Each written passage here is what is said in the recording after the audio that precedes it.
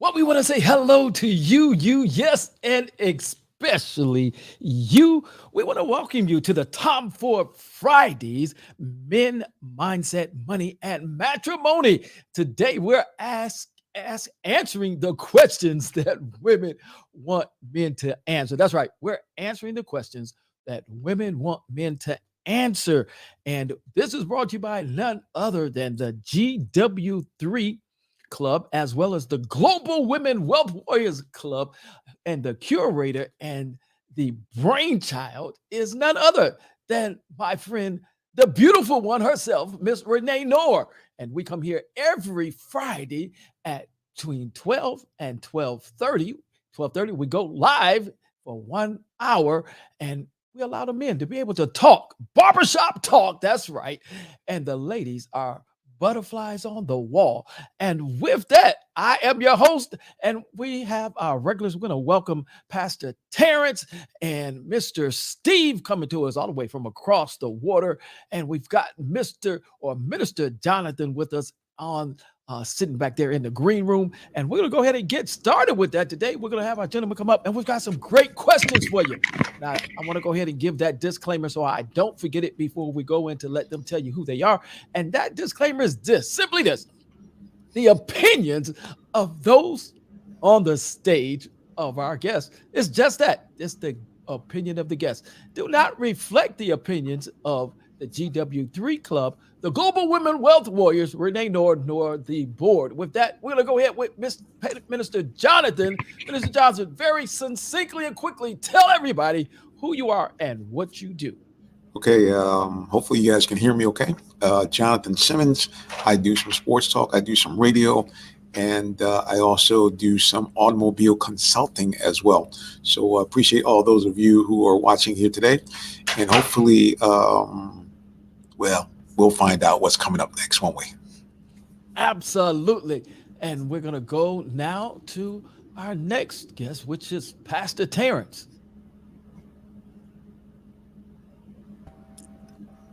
Hey, Pastor Terrence, how are you?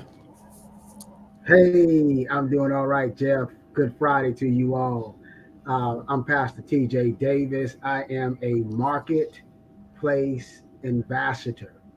And so my position here in the in the Metro Atlanta area is that I am a small business owner, and we own a chiropractic and wellness center, but we focus on personal injury. But my main focus is that I focus on the well-being of men.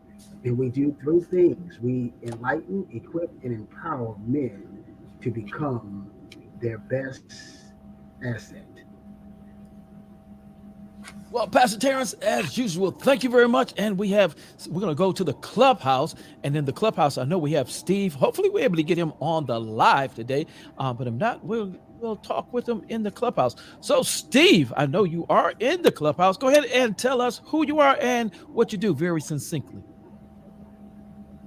Pastor Jeff, my name is Steve Johnson. I'm Director of Risk Marketing. That's one of the digital marketing company, which is based in Thailand. And that's what I work right now on. And we have many, companies we work for, like Audi and different big brands.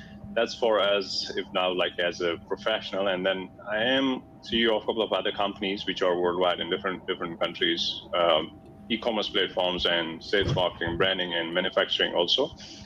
So I am poet writer and also host, and I also do counseling and teach English as well and immigrations too. So that's all about me. And I am backstage on YouTube. I don't know why I can't enter. So you have to check that out. Thank you. Over to you. All righty.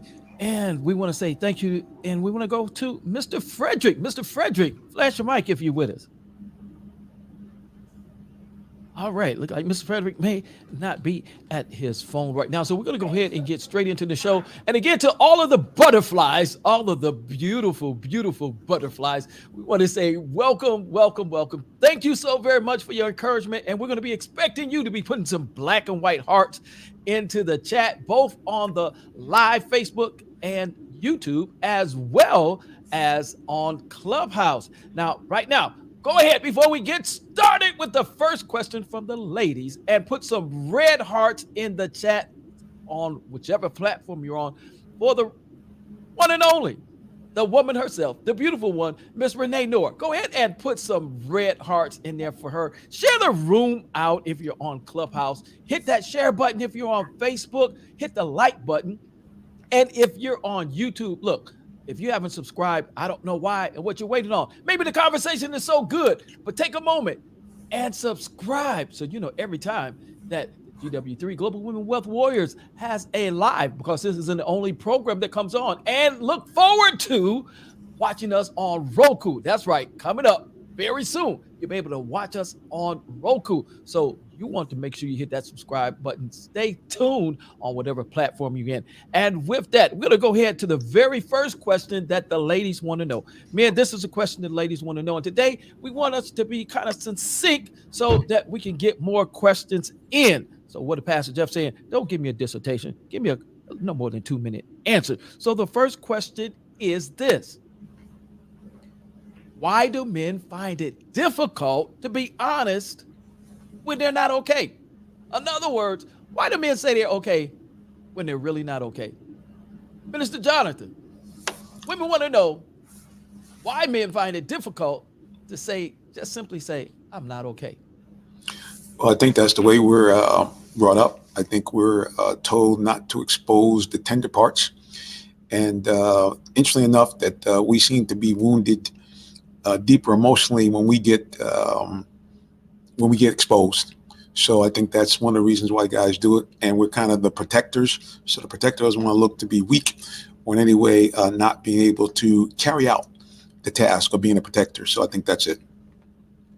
Thank you. And we'll go to the Clubhouse and we're going to ask Steve. Steve, why is it that men just can't simply say when they're asked, are you okay?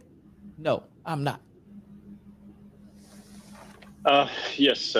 Why men do that? Why men go ahead and they say that? They stop themselves and they hinder about that. As earlier we discussed the same thing. It's the emotional side that men doesn't want a lady to know that emotionally he is weak, and they can't say no to things that. Why does that?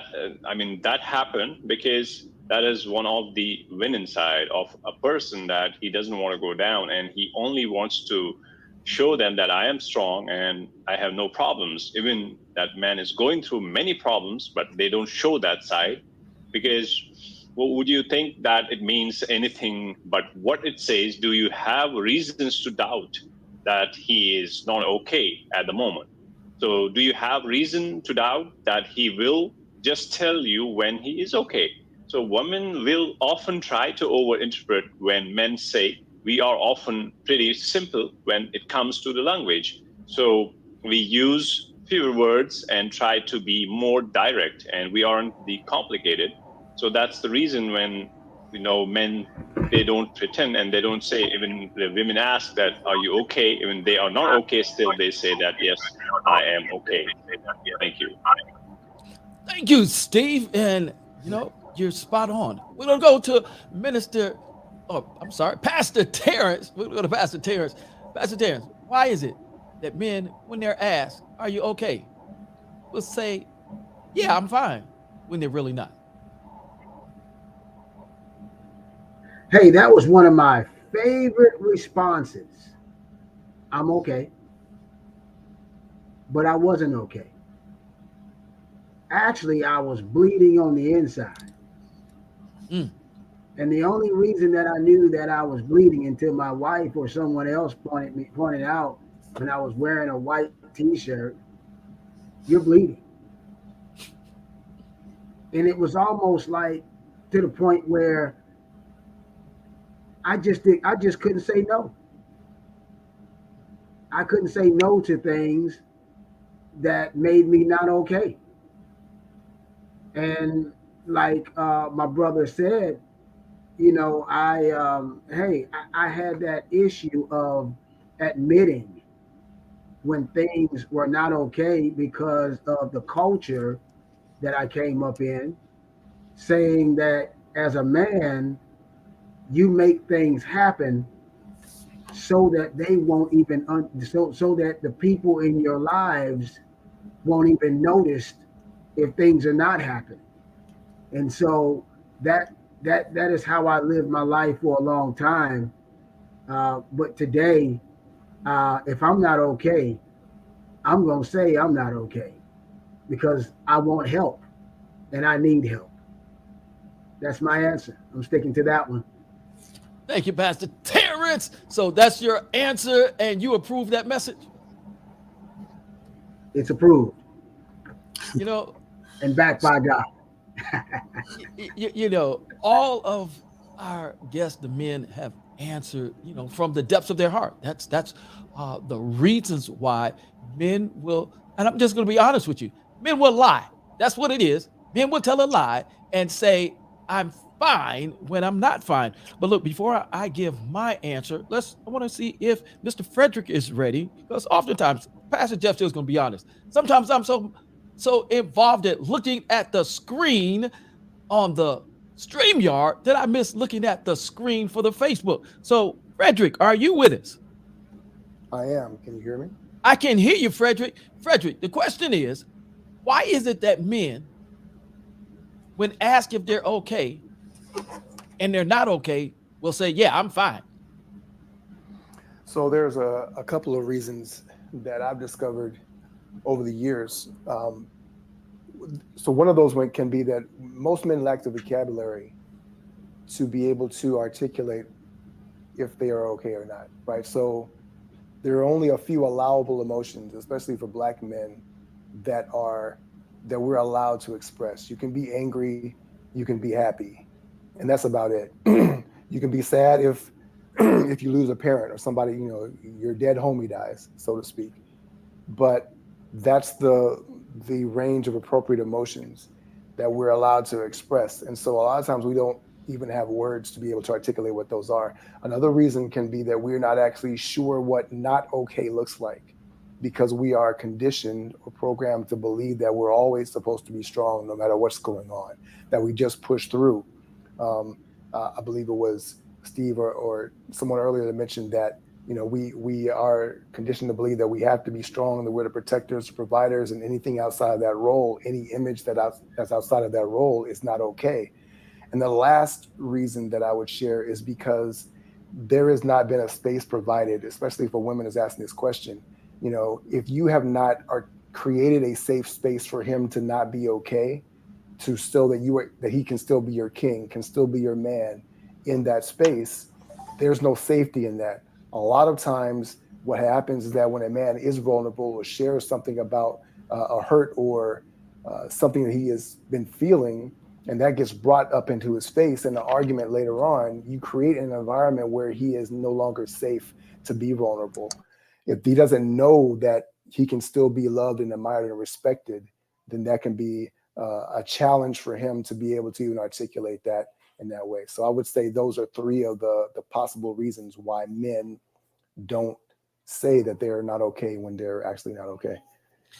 Thank you so much, Frederick. And again, all of the men have hit on the reasons. One, they're men. So they are the experts. You know why men say, I'm fine when we're not. For Pastor Jeff, it is a tiered answer. It's all of the things that you have already heard. But one of the things, as Frederick said, is that we lack the vocabulary, and that's because the expectations. He used the word, we are only allowed a couple of emotions. Well, with emotional intelligence, that becomes the expectation is that men are only going to show two emotions. However, physically and naturally, men have all of the same range of emotions that women have. And so we have expectations. Then someone else said we have cultural norms or cultural expectations. Is that if you're a man, you just suck it up. And you start hearing that as a child. You could take two twins, one's a boy, one's a girl, and the parenting from the father and the mother are going to be different. The girl falls down, the boy falls down, the mother or the father probably the father first is going to go pick that little girl up, hug her, tell her it's going to be fine, take her to the bathroom, sit her on the countertop, and wash her little knee off and put the appropriate Band-Aid and ointment on it. And he's going to look at that little boy and say, get up, suck it up. Is that a tear? Is that a tear I see in your eye? No, boys don't cry. And so it becomes the culturing. And so again, when we are taught not to show emotions, it's not that they're not there. We don't have the words. And so then a man, when he's not okay, he doesn't know how to describe. He's not angry. All right. He's not happy. So he doesn't know how to describe what it is that he is. So then he gets frustrated. So it's easier just to say, yeah, I'm okay. Because I don't want to go through the hassle of being able to answer the second question, which is what's wrong? And now I can't tell you what's wrong. Now we're going to be in an argument. I already wasn't okay, and you made my being okay even worse than it was. So the easiest thing for me to do is just lie and say I'm fine and keep moving with it. All right. And so, man, the question is, the second question, the follow-up to that, before I get to the second question for the ladies, is at this point, at this juncture, because we know better to do better, how do we move out of those expectations? How do we teach the ladies? How do we teach our lady specifically how to create a safe area for us? Minister Jonathan, how do we teach, or how do you teach your lady, whoever she may be, to create a safe space for you? Going over to you, Minister Jonathan. Oh, he took the glasses off. Pastor Jeff got him to take the glasses off. Pastor T. That's a good question. I guess you just really, the bottom line, just be honest and then let the chips fall where they may. Hopefully the person will respond in a way that you can get some dialogue going, and hopefully you won't get lambasted for whatever it is you're feeling or thinking. And if so, then that's going to probably have some more conversation down the road. And if that doesn't stop, then you might have to look elsewhere for your happiness.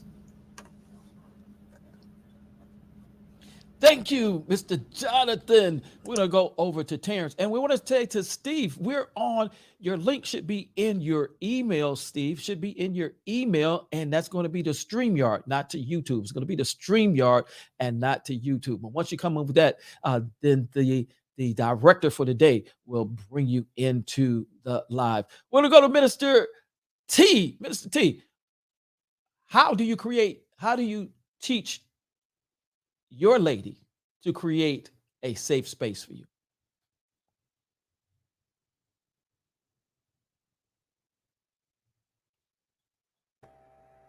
Well, safe spaces are sacred spaces. And understanding that a safe, sacred space is always needed in every relationship is I teach, or I communicate to my wife about the things that make me tick and the things that make me talk, and so those are the warning, to study my nonverbal communication. That's the key. Just study my nonverbal communication and learn my love language. That's important to me, learning that love language, and understanding the nonverbal, and knowing that my yes is a yes and my no is a no, and at the end of the day, let's just listen to each other. Thank you, Minister TJ. He says just listen to each other. All right, look at here. We're going to go to Mr. Frederick. Mr. Frederick, how do you teach your lady to create a safe space for you? Thanks for the question. I think that there's a couple of things we need to look at. One is, for men, we have to do the work ourselves to be able to understand where we who we are and what we need specifically to understand our particular needs, right? Because you can't articulate a need if you don't understand what that need is in the first place. So we need to do the work on ourselves to be able to understand our makeup, our background, the ways that different triggers have been implanted in us through trauma and things of that nature. And then beyond that, to be able to have a conversation with her to explain to her the appropriate expectations. So in other words, not creating unrealistic expectations, but also understanding exactly who it is that you're dealing with. I think it's something that it really helps us when we have done this work before we enter into a relationship. It doesn't mean that we have to be perfect, but understand that not everyone has the capacity to hold that space for you. And so you need to make sure that that's a person that truly and genuinely can care for you in that way without feeling like any threat, any emotional conversation that does not center on their emotions is a threat to them, right? And so being able to articulate that is a lot to do with understanding who you're talking to and how you can have that conversation, because not everybody is prepared for that level of emotional intimacy and to hold that level of space.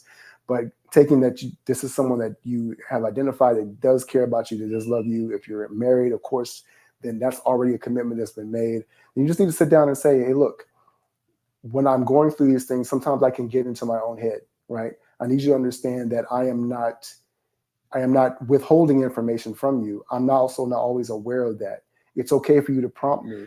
And then let's have a time that is appropriate for us to introduce this conversation. Let's not do it in the middle of a game, right? Let's not do it in the middle of some other activity or you're holding it a hostage, even though it can be prevalent in her mind, making sure that your partner understands that it needs to be around a time when you can actually be fully present for that conversation.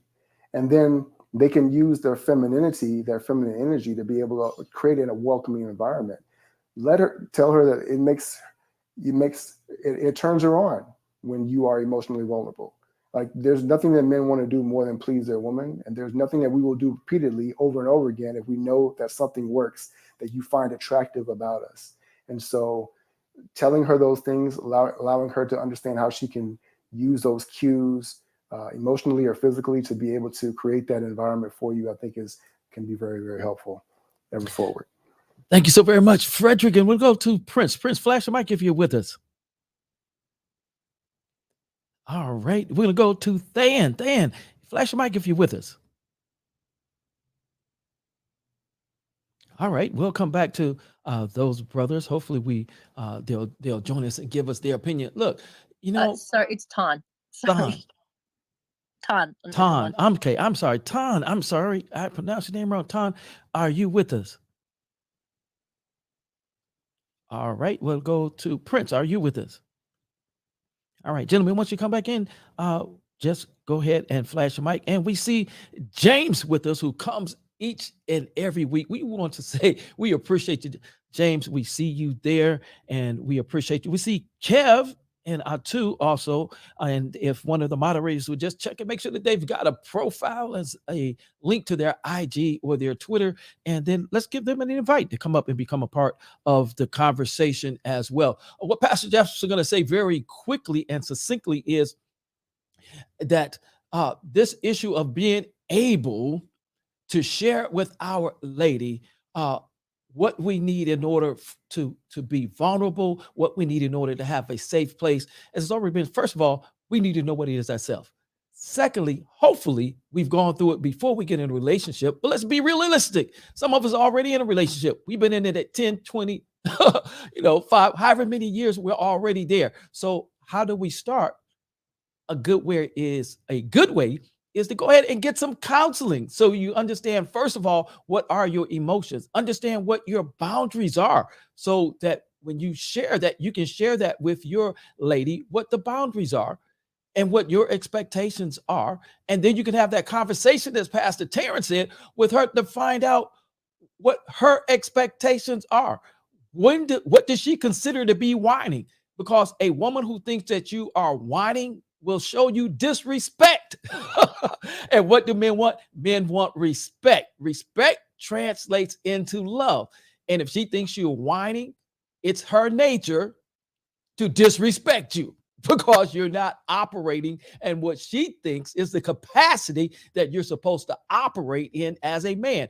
And that could be warped because it's the expectations that she was ingrained with when she was growing up. So again, it's I can put a communication. light on that.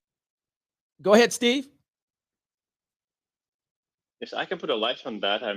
As creating a safe space. If you, as you were talking about marriage. If your marriage is a place where emotions can be explained and explored without ridicule or rejection, the trust and the health can grow. So definitely have to tell each other we will guard against the verbal attacks and ridicule and criticism that can, spleach our emotions or encourage the unhealthy hidden fears. That's the one part. Then we go to the other part, but it is still possible. You can create that, physical space by making an intentional effort to go for a week each day alone, or by reading your favorite book outside with, headphones on. Or you don't have to, tell them that don't nag on me. Do it yourself. If there is something, train them that way. Ask them that, what you can do to help, and commit to exclusive time with them, and make some food together, and teach them that if I'm doing this work right now, you do the other work. That will make a safe space between two. Instead, we're talking about and arguing about something. So for her to feel safe with a man, that she needs to trust you will always respect her and treat her well. She needs to believe that you will never betray her in any way. The bottom line, be a man of honor, and you should never give her any reason to doubt your commitment. So honestly and speak it out, and or loyalty, and this means being a man of integrity. So you never gonna do something like that which is making her feel that she doesn't have a safe space in that relationship. Thank you. Thank you, Steve. And you expanded that from a safe place for the man to also making it a safe place for the butterflies. And, that's good. Butterflies need to have a safe place that they don't get swatted. Let me move on. Look, the next question next question from the ladies is, are men responsible for a woman's emotions and how she feels about herself? Are men responsible for a woman's emotions and how she feels about herself?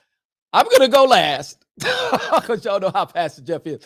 I'm going to go ahead over to Minister Jonathan. Hey, Mr. Jonathan, who's responsible for women's emotions and how they feel about themselves? That makes sense. You got vehicles coming in here, and they hit the lot. Okay, we're going to go over to the next 3 days. Pastor Terrence, and then we'll come back to Minister Jonathan. Pastor TJ. Hey, I'm here. I'm here. Who's responsible? Jeff, I believe that is the question of the year, or the question of a lifetime. My response is that I just heard a topic like that recently, and my first response was, I'm not responsible for her emotions. She's responsible for her own emotions and how she controls her emotions.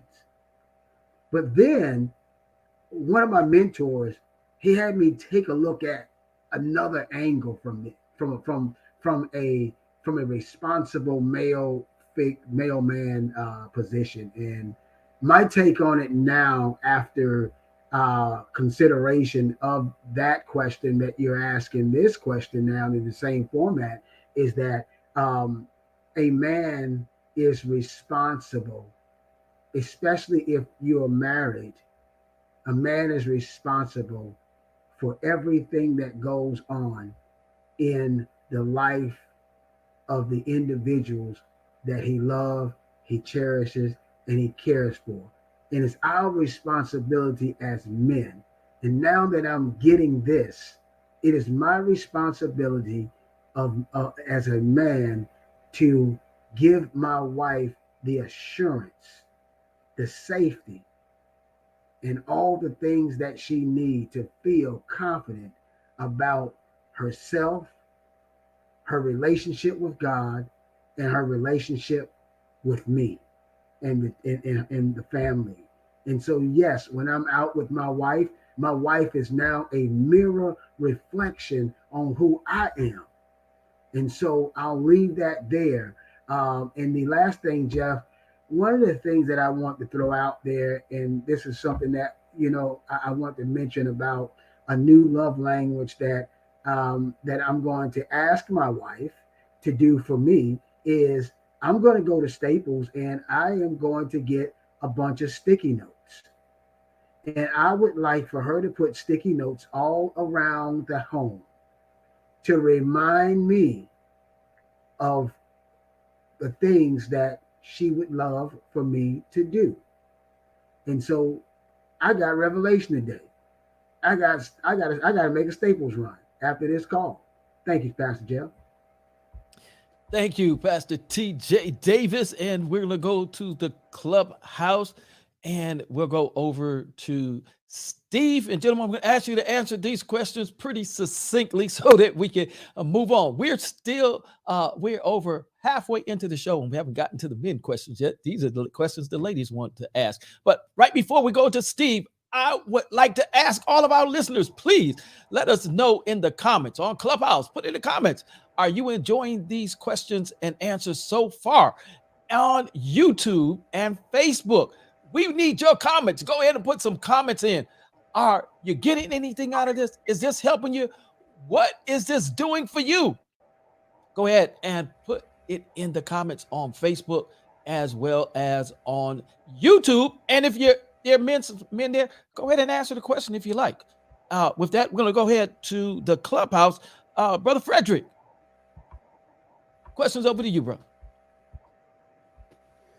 Sure. So as succinctly as possible, I think the difference, and this is probably one of the biggest issues that comes up in relationships, women have a primary filter for perceiving the world through emotions, and men have a primary filter for perceiving the world through logic.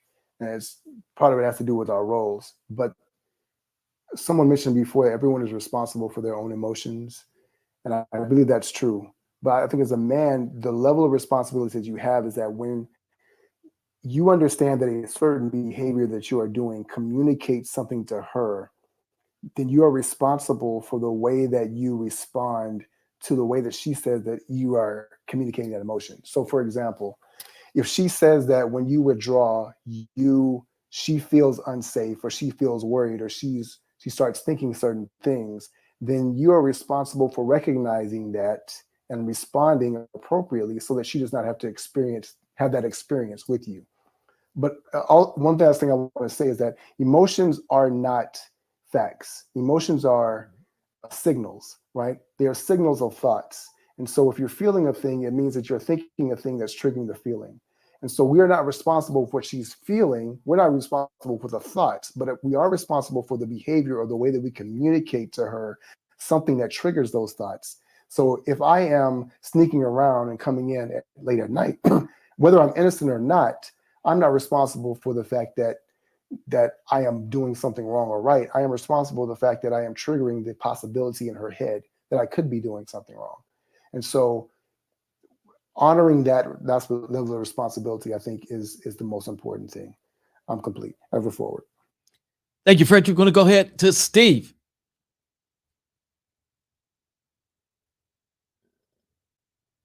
Steve, are you there?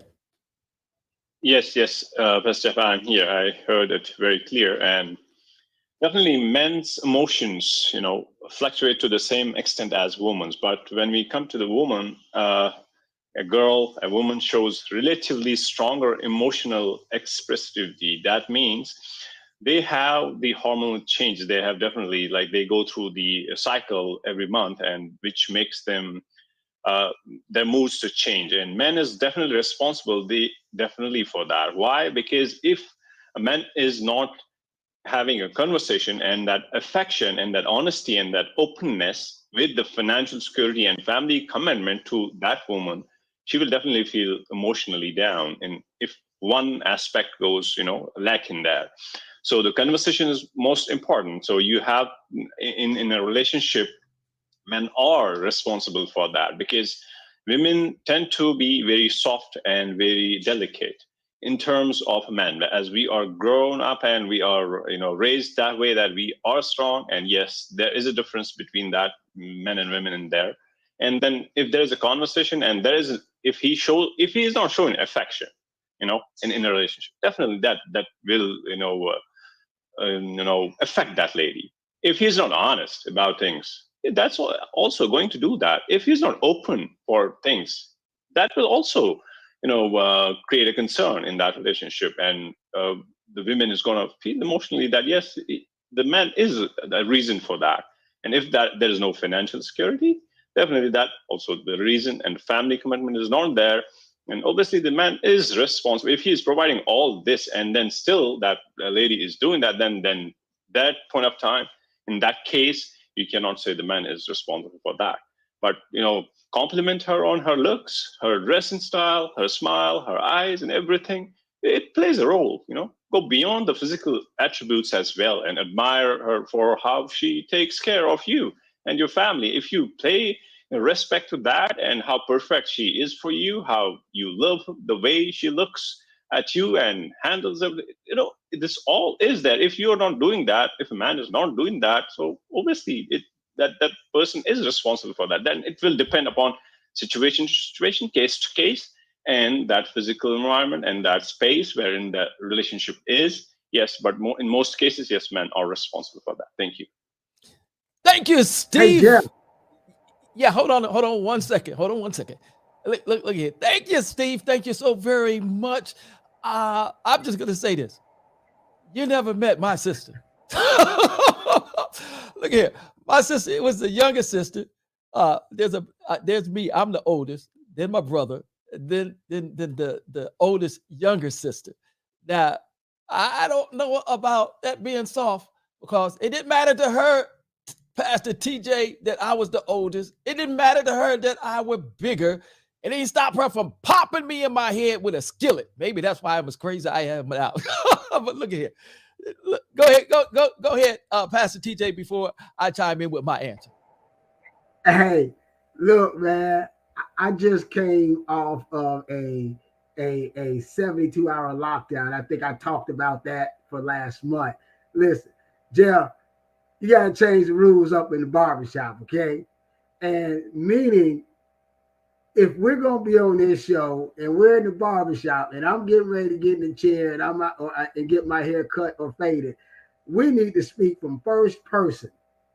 First person. And I want you to explain what first person means, because we really want to know what you are doing when you coming in the barbershop, man. We absolutely do. We want you to tell us what you're doing. But if you don't, then everybody understands that you're speaking generally. But we really would like for you to speak from you sitting in the barbershop chair. And with that being said, Pastor Jeff is going to say this, and we're going to agree to disagree. I don't agree with any of you gentlemen. You see, Pastor Jeff believes that a woman's her experiences, the totality of her culture, the totality of her experiences, and her education and exposure are responsible for her emotions. And as Frederick said, then she has to decide what she's going to do with those emotions. We talked about this before. She has to validate those emotions and find out if they are true or false, so that she knows what she's going to do with them. Now, once she does that, men have a responsibility, or I as a husband have a responsibility to understand that as brilliant as the late Maya Angelou was. And as often as her poem is quoted, that people will forget what you said, people will forget what you do, but people won't forget how you make them feel. They have to understand, we as men, Pastor Jeff has to understand, that is not true in a relationship, because the woman will absolutely remember what you said. She will remember what you do or don't do, and she's going to remember how you make her feel. And so all three of those, our responsibility is to listen, to process, to communicate with our wife or our lady if we're not married. Help her to validate if she hasn't validated. Maybe tell me more about it. Why do you feel like that? What would you like for me to do? Do you want me to just listen or do what men do? Do you want me to fix it? Sometimes she doesn't want me to fix it. So I'm not responsible. So that question, which came from the ladies, again, I think we have a responsibility as men. I have a responsibility as a husband to be able to effectively communicate with my wife. And in that part of that effective communication is to be able to, one, identify what I believe her emotions are and to be able to speak to it. If she appears to be angry, it seems as though you're angry. Do you want to talk about it? Do we need to talk now or do we need to come back to it? That's Pastor Jeff. And since I asked you gentlemen to be succinct, then I'm going to stick to that as well. Gentlemen, I want to ask you a question on the men's side. I want to thank the ladies for those questions. Those were some great questions. And I want to tell you that Pastor Terrence and myself are inquiring and surveying women and men for the best questions that we could ask here on this show. And if you haven't already, we're going to take a break. Go ahead and put in the chat what you've taken out so far. Put in the comments on Facebook and YouTube what you got so far. Put some black and white hearts in there for our men. Put some black and white hearts in there for our men. And look here. This is the question, man. Since Renee Noor is the one that's responsible for us being able to have this barbershop conversation, and since she is an international Ebony Fashion Fair model, and since our show is called the Tom Ford Fridays, I want to ask you men this. Do you dress your woman or do your woman dress you? Pastor TJ, do you dress your woman or does your woman dress you?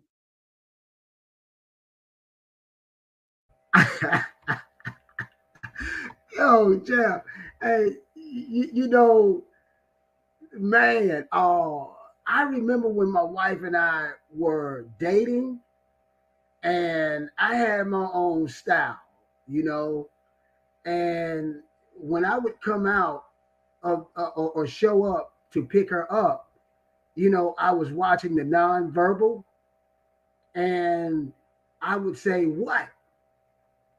And then I would keep saying, what? Is there something wrong there? And she would say, are you wearing that? And I would say, yeah, why not?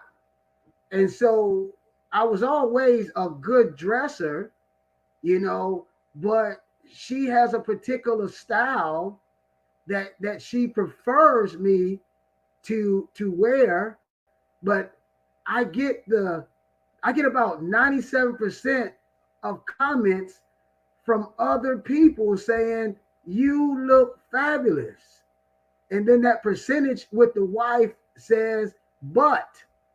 And so since then, we have been able to compromise the events, talk about the events, and pull our clothes out and do a fashion show before we leave outside now. And so, we're you know, I am, you know, changing up the wardrobe and things like that. And I would wear something that she likes just because she likes it. So I'm compromising more. So, Pastor Terrence, still the question. Thank you for all of that. We appreciate that. You gave some insights in there, some wisdom in that. But the question is, does she dress you or do you dress her? I dress myself. I dress myself. That's it. I'm going with that. I put on my own clothes. Wait a minute. Wait a minute. Now, you just outside. told us the answer in the first person, so I'm coming right back to you. I know you put your own clothes on. I know you put your own foot into your own pants leg.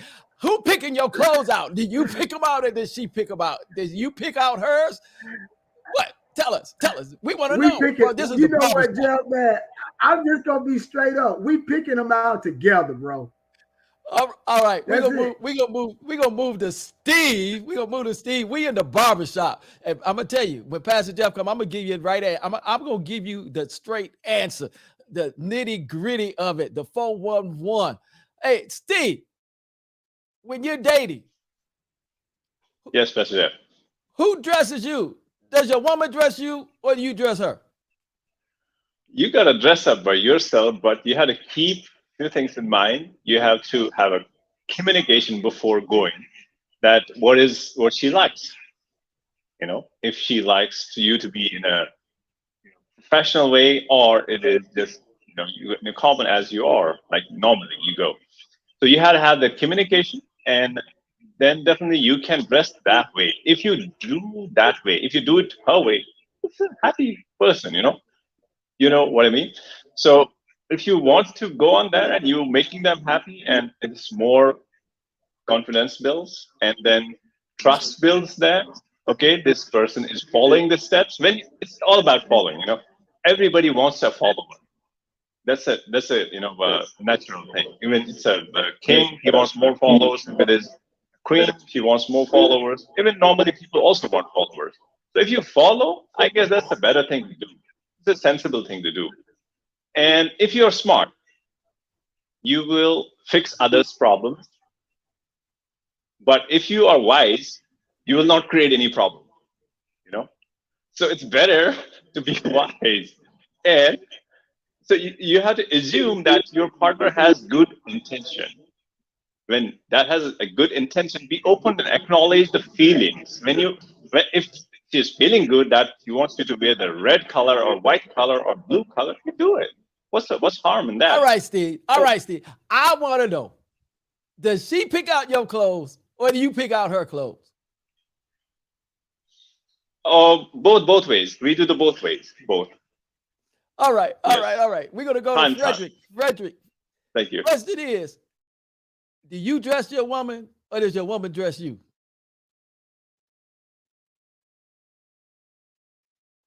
Are you with us, Frederick? All right, Frederick is not with us, and I don't see any other man on the stage. Look at here. I've been married twice. I dress my woman. Now, as Pastor Terrence and as Steve alluded, I learned that in my dressing my woman is that I dress myself, but if I'm considerate, then I will dress myself based off of what my wife likes. And so in the Moffat household, I dress my woman. Now, I want to ask the men this question. Is there a absolute no for you, a deal breaker? Well, I won't say a deal breaker, but a pet peeve that you hate to see in women's dress? Is there a pet peeve, Pastor Terrence? Is there a pet peeve in women dress when you look at a woman that, in her outfit or the way that she presents herself out in public? Is there one pet peeve for you that just like turns you off? How about it, Pastor T? I didn't even know it was my turn again, but hey, I'm gonna answer this the best. I'm gonna just give it straight raw. I do not like to see when women put on an outfit that just doesn't fit. Mm-hmm.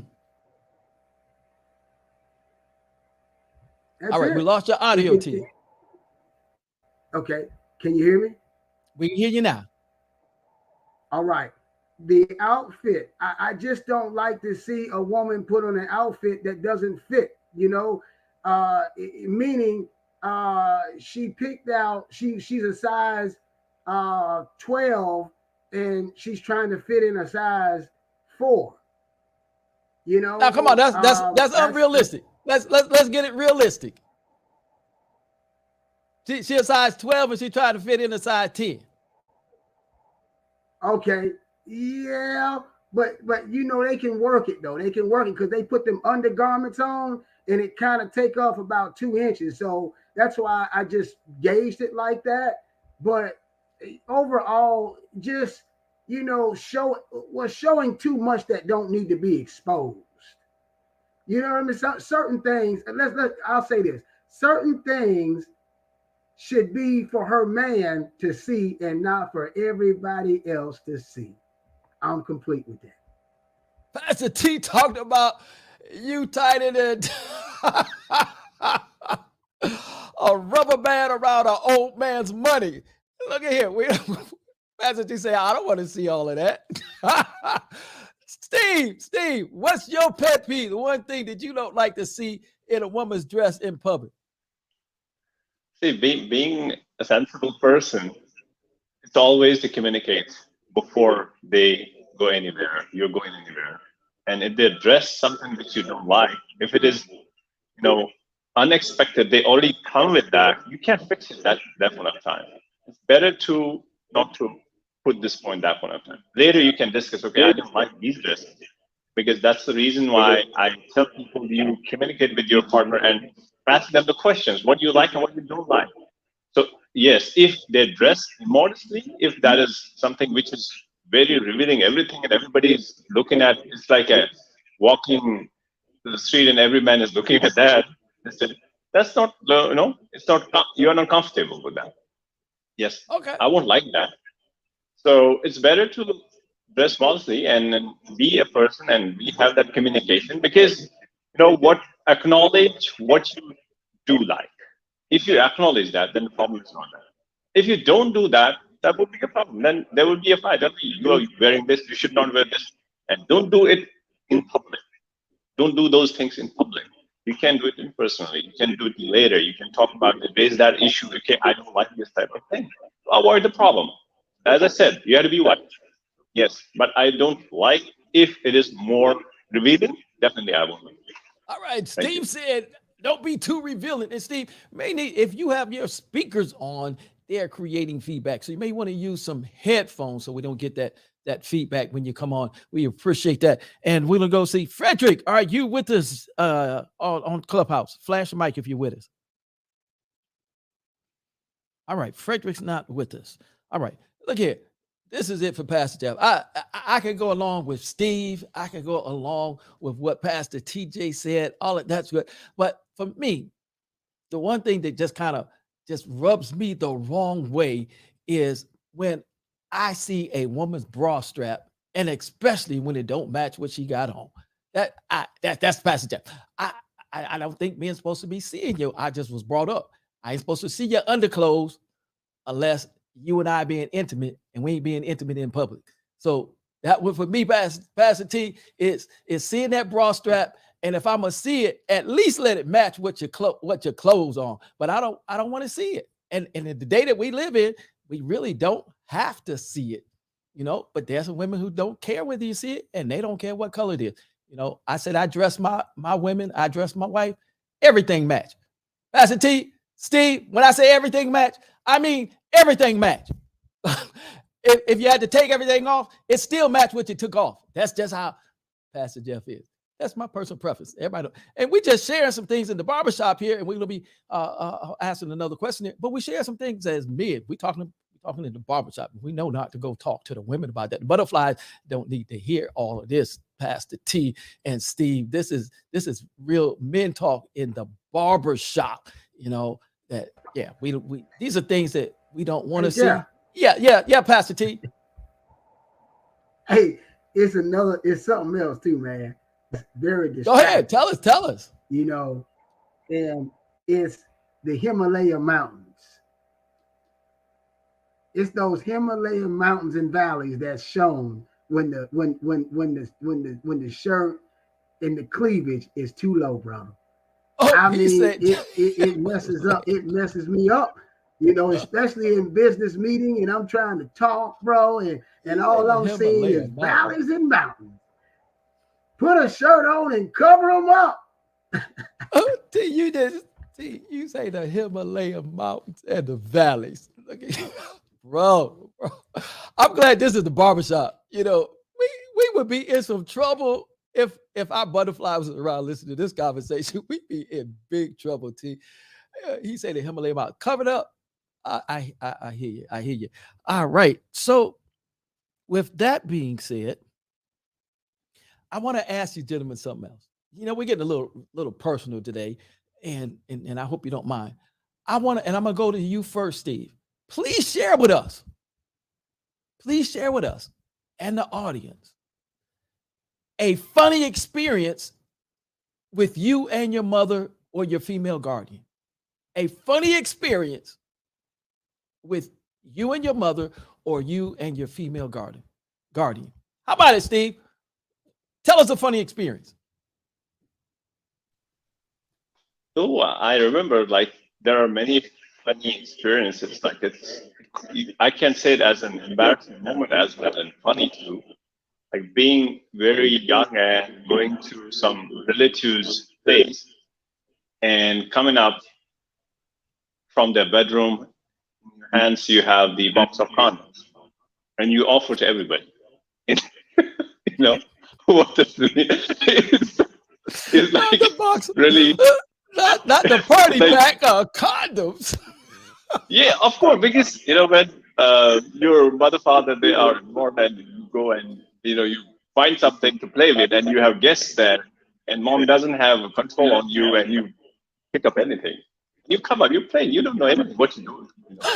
So, so that comes to everybody, and everybody's shocked, and still like only the kid is playing around and throwing it here and there.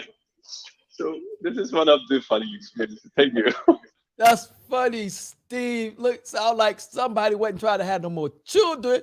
Steve found a box of condoms. I hope they wasn't multicolored. Look at here.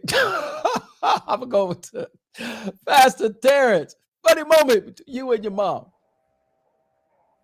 Hey, my mom is still, even though I'm married, and I told my wife this, my biggest cheerleader ever is my mom.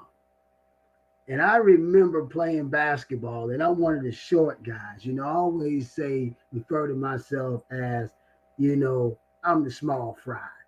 I'm a small fry guy, And my mother, we were at a basketball game, and the coach wasn't giving me no play at all. And my mom stood up and spoke out to the coach and said, "Put my boy in." And the coach heard her, and he put me in the game. And as soon as I got the ball, I shot a 3-pointer from my mom, man. And that was a memorable moment. And every time I got in the game, I would shoot it because my mom would say, "Shoot it, baby." And that's my mom today, man. So that's what's up, man.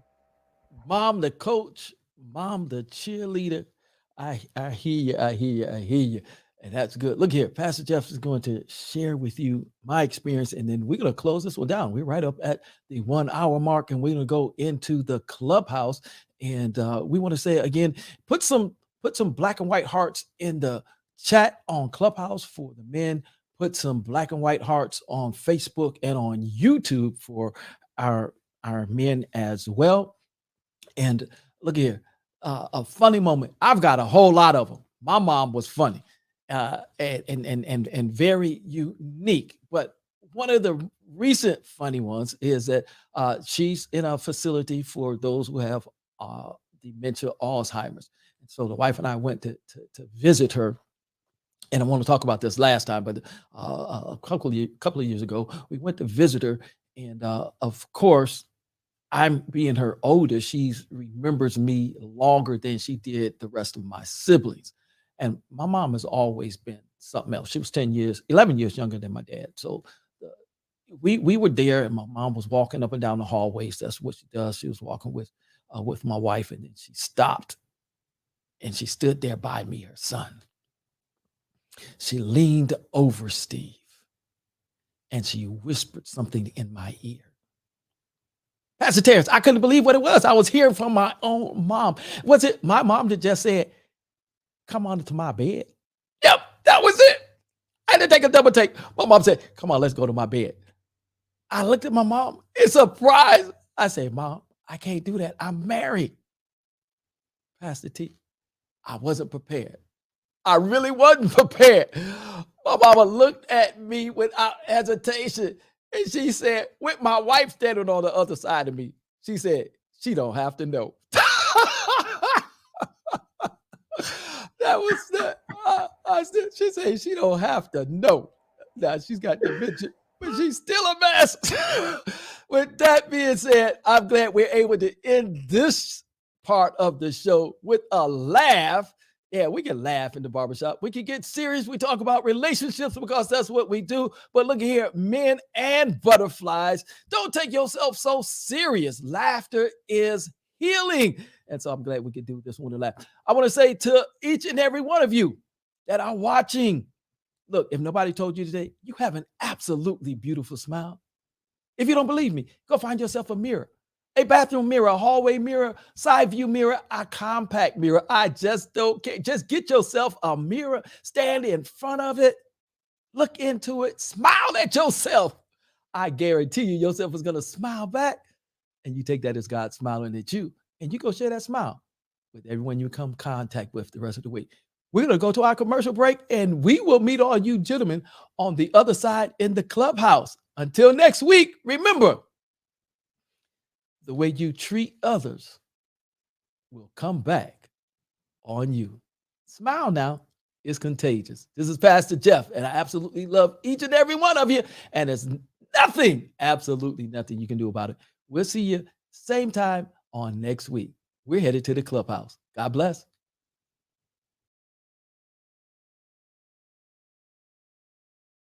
I'm Renee Noor, model, creative director, founder of Global Women Wealth Warriors, Wellness Hub, and GW3 Magazine. I dedicated my life and devoted my career into helping women and girls to achieving their goals. I've been passionate about empowering women and enriching men. This opportunity in working with the Global Women Wealth Warriors have afforded me the pleasure of traveling outside of the country to be a support unit, most importantly, to help impact and change lives. Our ultimate purpose is to help others to become whole from finance, spiritual, mental, as well as physical. We know there are challenges and obstacles to get you to the next level. However, it's time for you to level up, boss up, and welcome to Power to Soar.